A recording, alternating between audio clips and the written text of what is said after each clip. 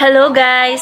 Na-experience nyo na ba na nagdididak sa inyo automatic si GCash and hindi nyo alam kung ano yung binabayaran nyo kasi yung nagdididak sa inyo is si Google Merchant? Tara, isosolve natin ang problemang yan. Tuturuan ko kayo kung paano yan masta-stop.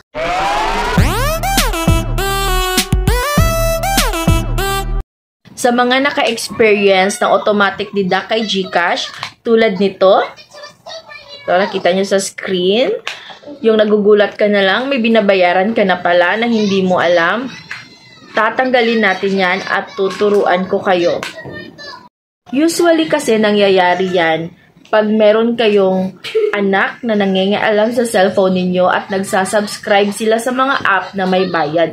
Or kaya may napipindot tayo na hindi natin alam na nagsasubscribe na pala tayo and may babayaran na pala tayo monthly. To solve this problem, tuturuan ko kayo kung paano ipastop ang subscription sa mga app na hindi natin sinasadyang mag-subscribe. And i-share nyo din ang video na to sa iba para maging aware din sila kung paano isolve ang mga ganitong problema. Panoorin ninyo guys ang video na to hanggang sa huli and wag na wag nyo kakalimutang mag-subscribe sa aking channel, Juana Wonders. First of all guys, hanapin muna natin yung ating Play Store. And then, punta tayo dyan sa profile natin, yung may picture natin sa itaas ng ating Google. And then, pindutin natin ang payments and subscription. Pag napindot na natin ang payments and subscription, lalabas ito, payment method, subscription, budget history, and redeem code. So, ang pipindutin lang natin dyan is yung subscription. So, ayan. Hintayin lang natin siya saglit guys and maglo-loading lang siya after pindutin sa subscription. And ayan, lumabas na yun. Nakasubscribe ako sa Magic Tiles 3 na app. Naka-VIP subscription ako. Pindutin lang natin yan, guys. Ayan. And hintayin na maglo-loading konti. And as you can see, may binabayaran akong 99.99 pesos per month. Yun yung nag-automatic deduct sa GCash ko monthly.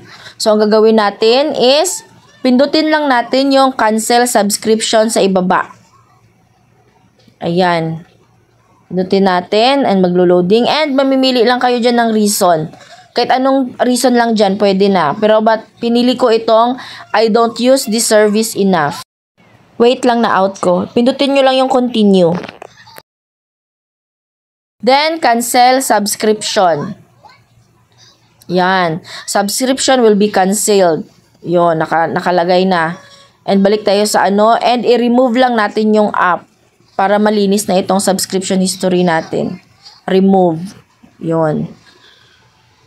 So, ayan, wala na tayong app na nakasubscribe and masastop na din yung nagdideduct sa atin monthly. So, that's all guys. Thank you for watching.